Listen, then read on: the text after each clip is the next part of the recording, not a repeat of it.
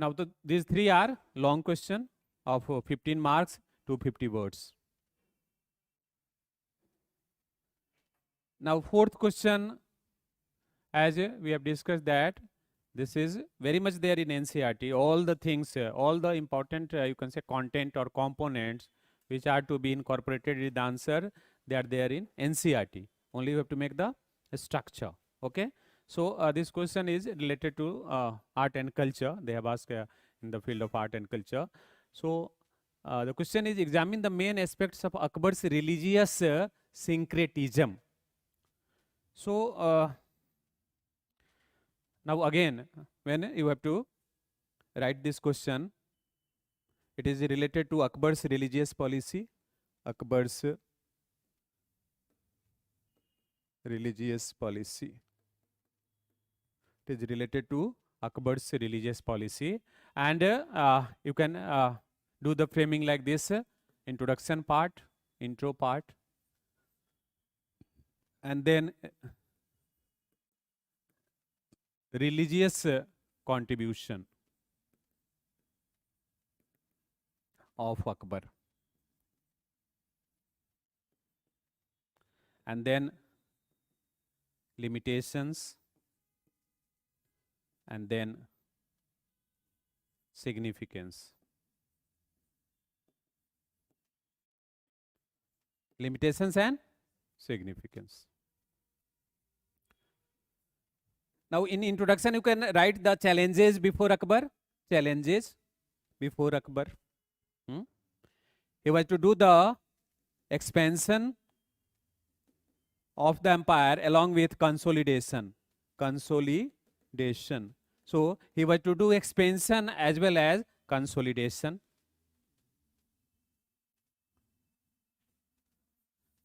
And if you want to do the consolidation, it means that you have to create your image of a national leader. Getting the point? So he wanted to become the national ruler.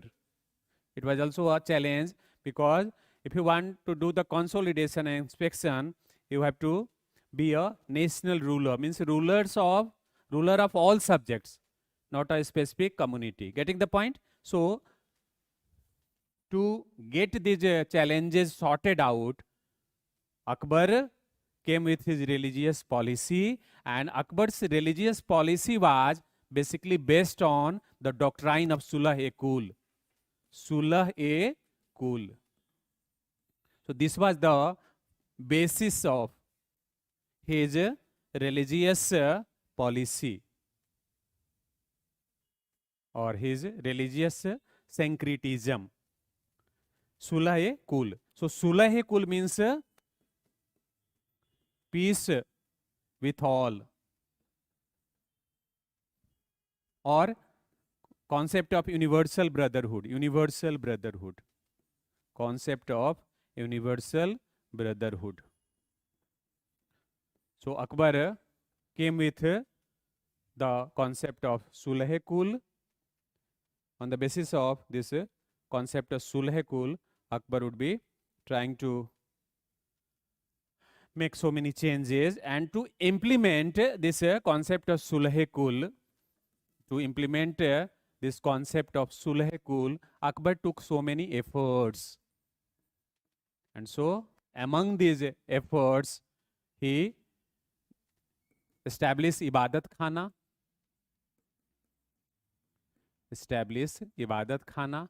He came with the declaration of Mahjarnama. He came with the declaration of Mahjarnama. He came with the introduction of Deen-e-Ilahi or Tawheed-e-Ilahi. Deen-e-Ilahi. He did the abolition. He did the abolition of various taxes, jizya, pilgrim tax. And then he put a ban on religious conversion. Ban on religious conversion of the war prisoners. war prisoners. He put the ban on the religious conversion of war prisoners. And then he did cultural mingling also. Cultural mingling. Cultural mingling. And inside the cultural mingling, you see translation of Sanskrit books. Translation of Sanskrit books into Persian language. Persian language. And along with this, you can say the architecture. In the field of architecture, we can also see that the mingling was there. Mingling. Mixing of the components of, you can say, Hindu architecture with Islamic architecture. So all these things would be done by Akbar to get the religious syncretism. So that through this religious policy, we can see that Akbar tries to establish unity between Hindu and Muslim, and which would be facilitating the empire building and the consolidation of Akbar's empire. So you have to mention, this question is a short question, so you have to mention these keywords only. There is no space for description, but for you, you can say the Ibadat Khana was a place for religious debate and discussion. For religious debate and discussion, it was not a worship place, it was a place for religious debate and discussion, because due to the, you can say, influence of Sufism, and because of, you can say, the influence of Akbar's Rajput wives, because of the influence of, you can say, Akbar tutors, because of the influence of his guardian, Bairam Khan, who was Shia.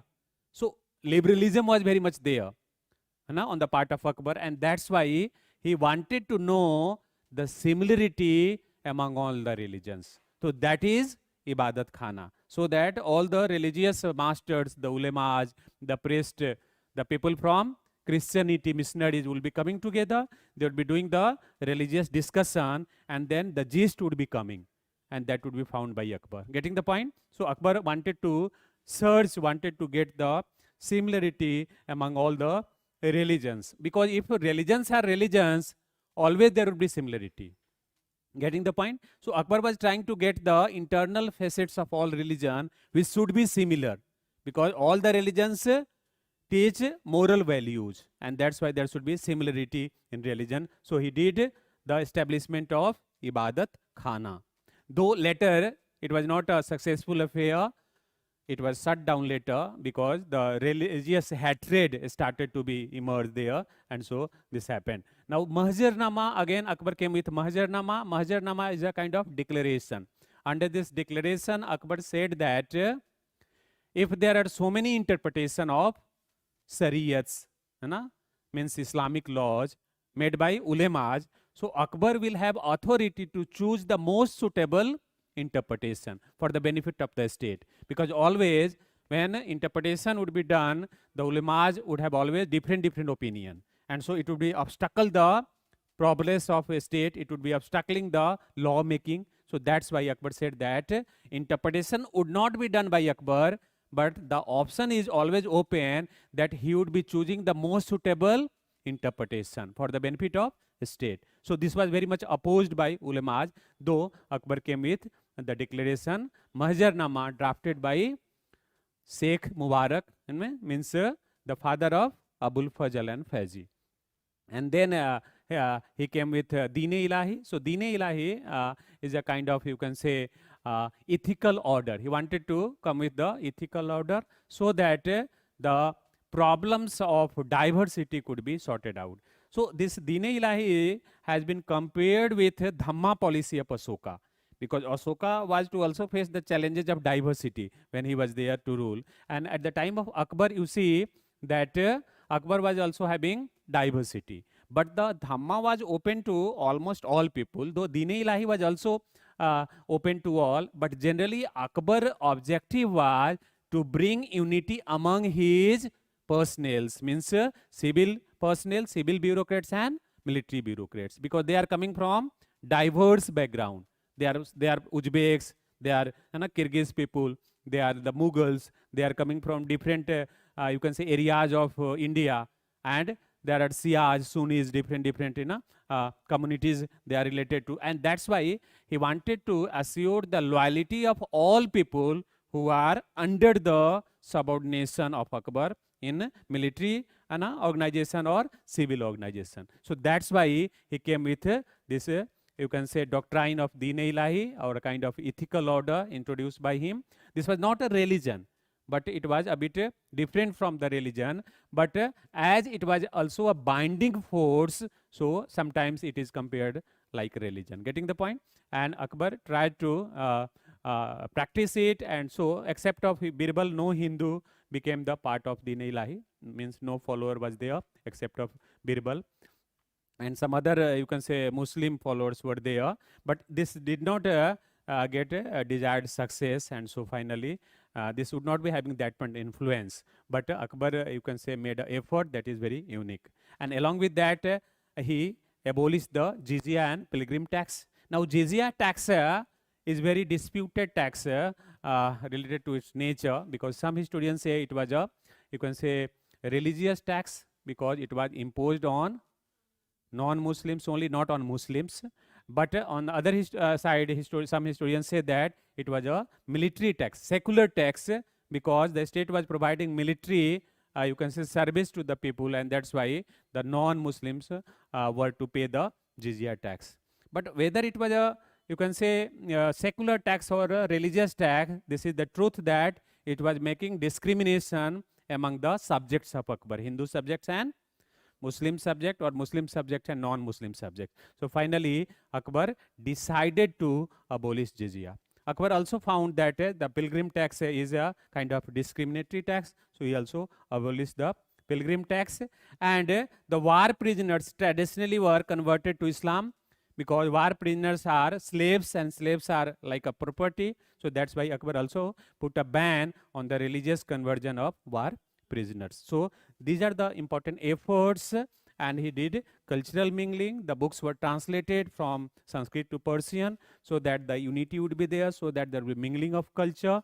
And in the architecture we can also trace the mingling, because many you can say component of Hindu architectures were incorporated in Islamic architecture. So through this we find that Akbar tried to make a mingling, he tried to make the religious syncretism. And and along with this we find that there is some limitations. So what were the limitations? Though Akbar tried to put all the efforts, but his efforts were short-lived.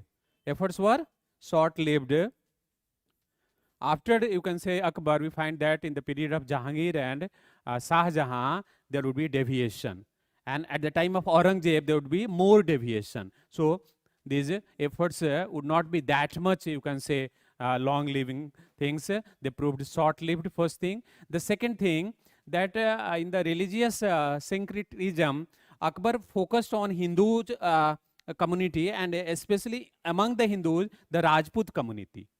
So he did the you can say matrimonial alliance with Rajputs. So other sections of Hindu communities, they were not that much approached by Akbar. Getting the point? So this is another limitation you can take.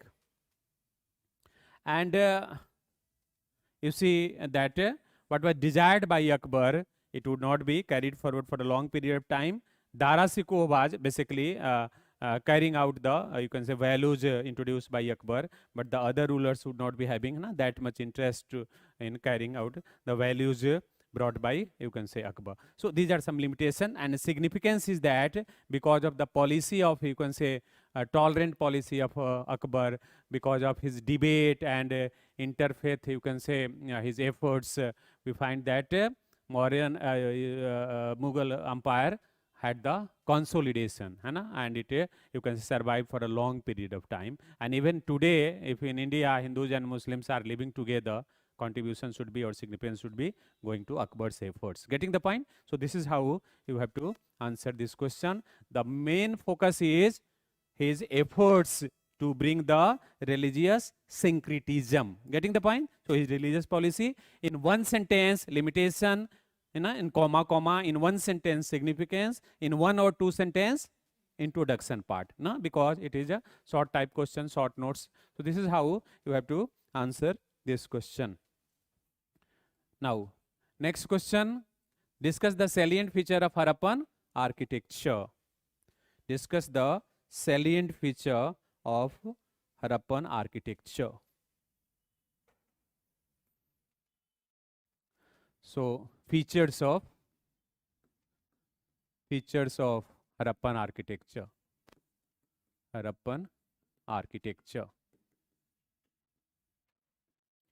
Now again, you come with introduction part, and then features, and then limitations, and then limitations, and then significance. So, inside features, you can write there is a civic amenities, there is a use of standardized bricks, then is uniformity in architecture,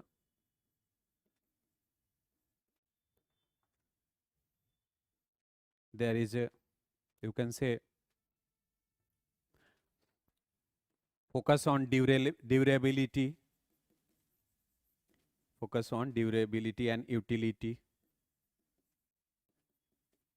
and not on decoration.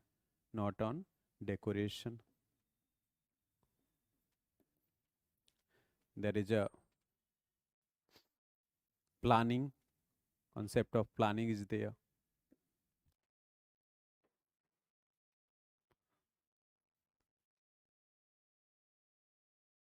There is a fortification. There is focus on public buildings.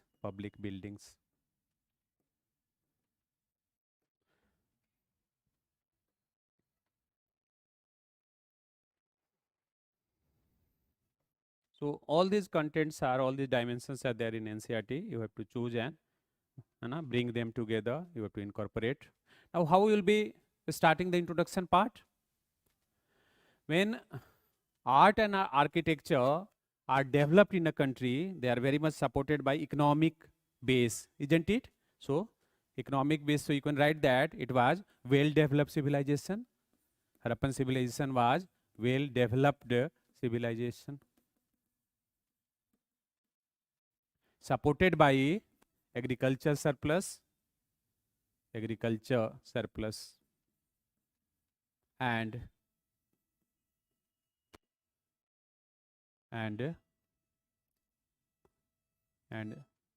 well-developed trade and commerce.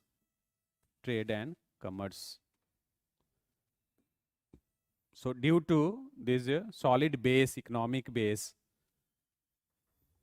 and driven by requirement, Harappan came with their various architecture. Because of this solid base provided, and because of the requirements, they came with their architecture. And then we will be writing the salient feature of the Harappan architecture. So there is a planning. Urban planning was very much there. So you can see the grid system was used by them. Drainage system was used.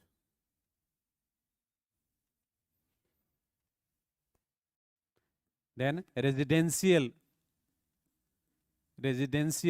buildings were made by them, and they had unique features.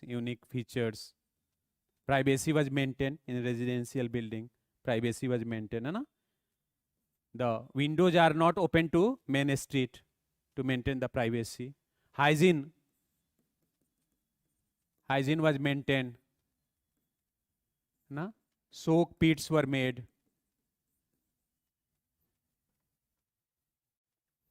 So through these civic amenities were achieved by Harappan, civic amenities.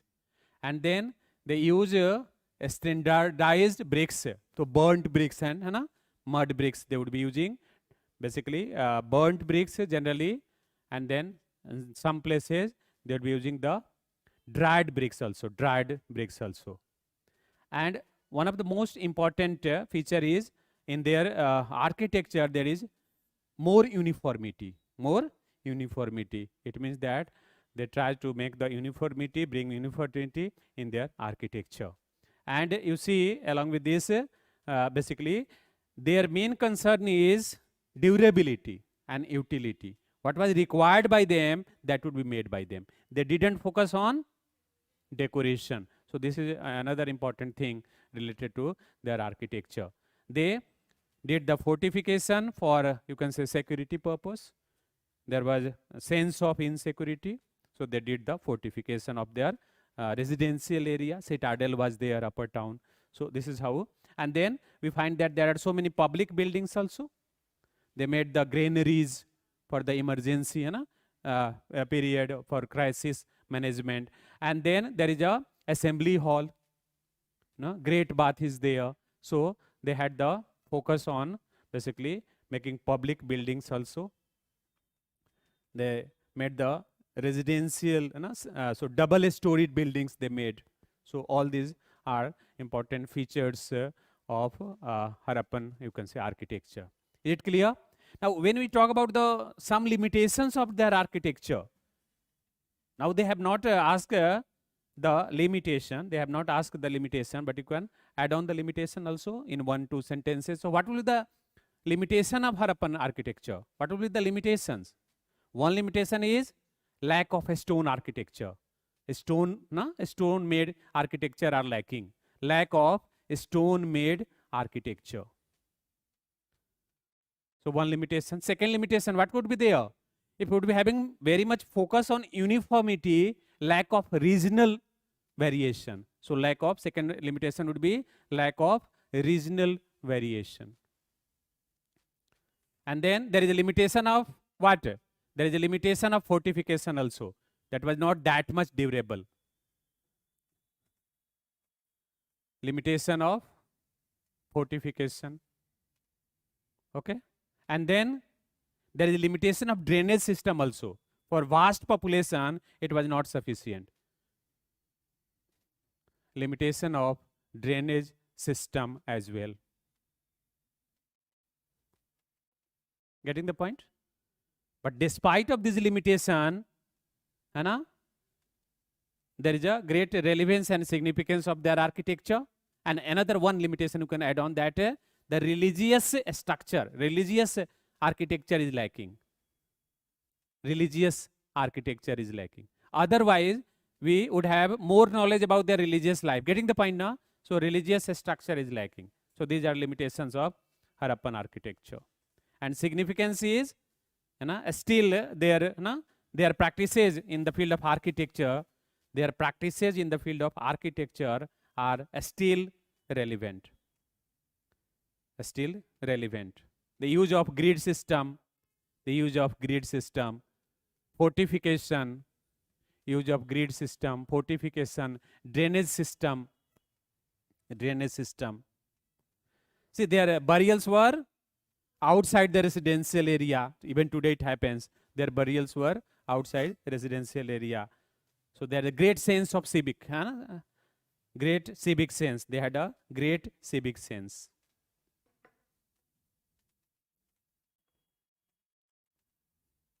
Multi-storied buildings, apartments today.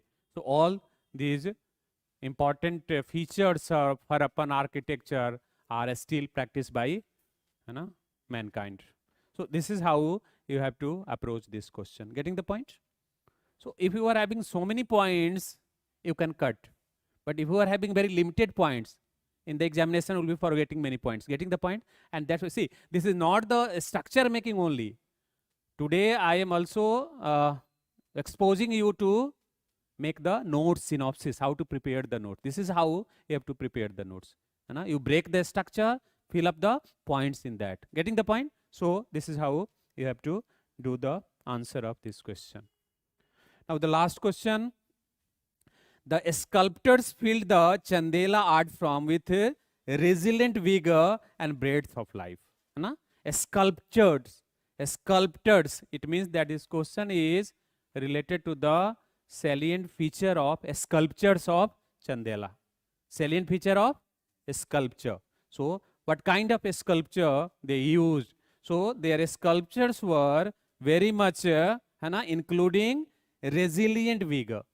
So resilient vigor means it was full of energy and flexibility. There is a full of energy and flexibility. There is no static sense. There is a flexibility. And second is breadth of life means multi-dimensional portrait depicting the multi-dimensional components of life. So they depicted the various, you can say, components of life. And so in their sculpture, we find that there is a resilient vigor and breadth of life. Now, sculptures of Chandelas could be found in Khajuraho. The main, you can say, center is Khajuraho. So again, in this question, you will be writing introduction part. Introduction part first. And second is the features of sculpture of Chandela. And there is two important feature. There is a resilient vigor. And second is the breadth of life. This has to be described there. And then you can say significance.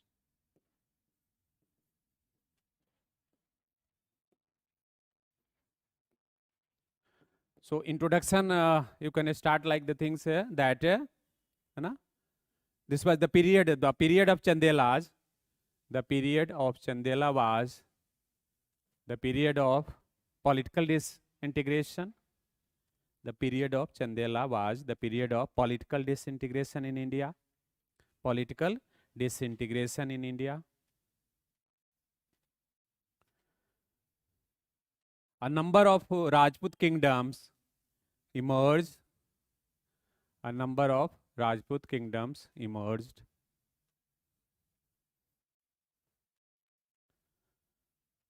And almost all the kingdoms had some effective rulers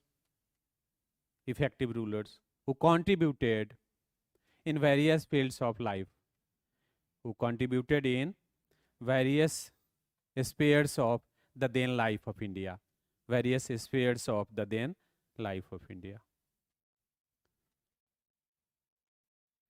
Chandelas are very known. Chandelas are very much known for their architectural contribution. Chandelas are very much known for their architectural contribution.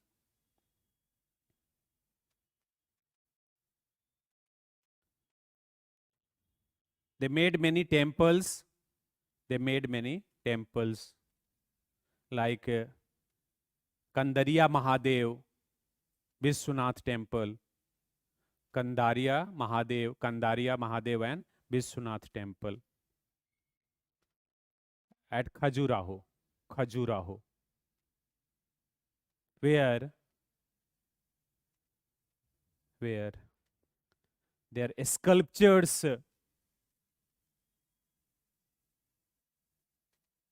could be witnessed.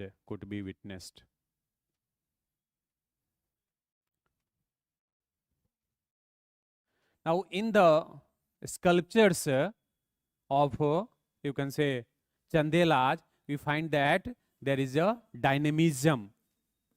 There is a rhythmic and fluid there are rhythmic and fluid postures. Use of rhythmic and fluid postures in sculpture making. It means that the use of Tribhang mudras, use of Tribhang mudra, Tribhang mudra, use of Tribhang mudra. Okay. Now, what is this Tribhang mudra? Tribhang mudra means the body is bent at 3 points. So there is a point at neck. So neck would be bent, and then waist would be bent, and then knee would be bent. So this kind of mudra, which is used when Krishna is playing flute. Krishna is playing flute. That is Tribhang mudra. Getting the point? And this Tribhang mudra is very much used in Odissi classical dance also. So Tribhang mudra, it's a kind of not a static mudra. It's a rhythmic style. Getting the point? Rhythmic mudra, and it comes with the representation of S. So body becomes like this structure S, because there is 3 point bending, breaking down. So therefore we find that 3 point breaks are there. So that is Tribhang mudra. So here we find that in the sculpture of Chandelas, they are the use of rhythmic and fluid posture. It means that not a static posture, not a static posture. They are not using a static posture, but rhythmic and fluid posture, Tribhanga posture, Tribhanga mudra. So one important thing, and then they have maintained dynamism, and along with this we find that they had made the sculptures of gods, goddesses, apsaras, and mithuns. So mithuns means erotic couples, erotic couples.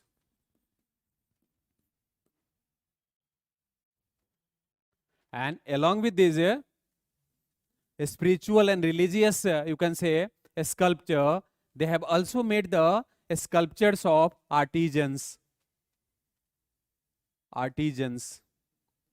dancers, women doing their daily work,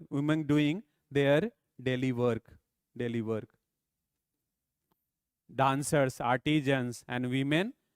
They have depicted women doing their daily work, means doing makeup and other things.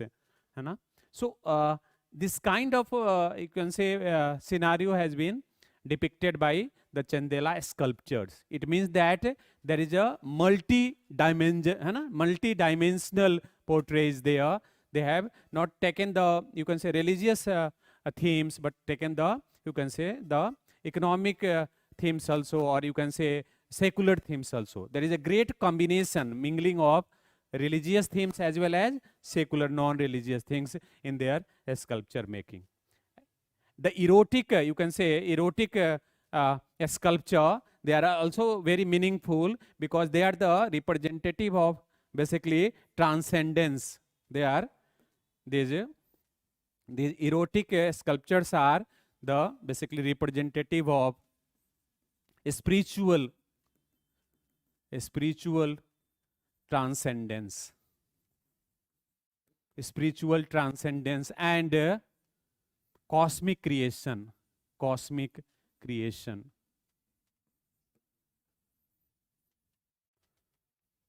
So there is very highly spiritual sense in the sculptors. So they have filled the basically a sculpture with resilient vigor and breadth of life, means multi-dimensional themes they have incorporated in making the sculpture. Got the point? So this question is related to them.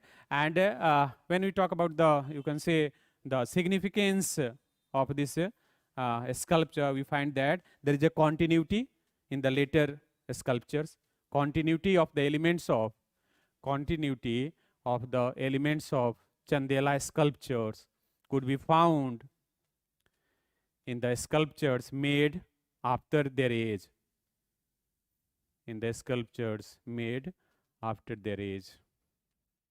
Especially the rhythmic pattern or Tribhanga Mudra and incorporation of spiritual and incorporation of spiritual, religious and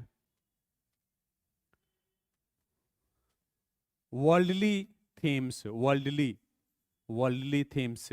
non-religious themes in the sculpture. So even today, these components are used, and basically you can say the temples of Chandelas are mainly Hindu temples and Jain temples. So you can say Jain temples and Hindus temples they have made. So this is how you have to approach these questions. I will again tell you that there is no golden rule to write the answer. Getting the point? There is no exact structure, but what a structure could be best so that the answer would be more encompassing. See, if you would be not incorporating some dimension, it would be very easier for the examiner to cut the marks. Getting the point? But if when we basically evaluate the notebooks, answer sheet, we don't see generally what are written. We see what are not written in the you copy. Because if you are missing 1 or 2, 3 dimension, that marks would be cut first. So that's why answer should be multi-dimensional.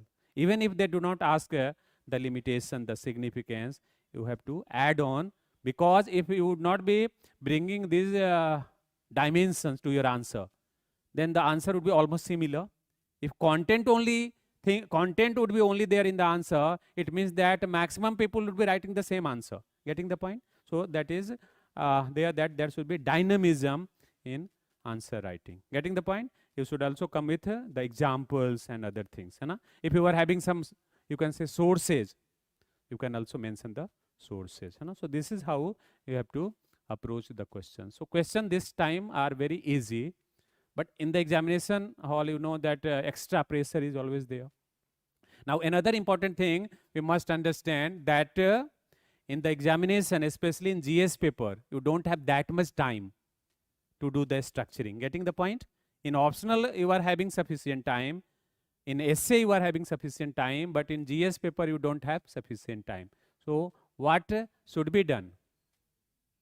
You have to practice before the examination. Getting the point? So when you are studying in a coaching, when you are appearing in the test series anywhere, you have to do the practice right now. Getting the point? So when you will be like able to do the brain structuring. So in the examination, the things would be coming to your brain, the structure would be coming, and there would be only writing. Otherwise, it will be very difficult to make a structure over there. Getting the point? But without a structure, if you write the answer, definitely you are not going to crack. Getting the point? Because hardly the flat questions they would be asking. And sometimes even they ask the flat questions, the more structured answer would be needed. Otherwise, the general marking, average marking would be taking place. So these are some important, you can say, nuances you have to understand while you will be approaching the answer, right? Okay.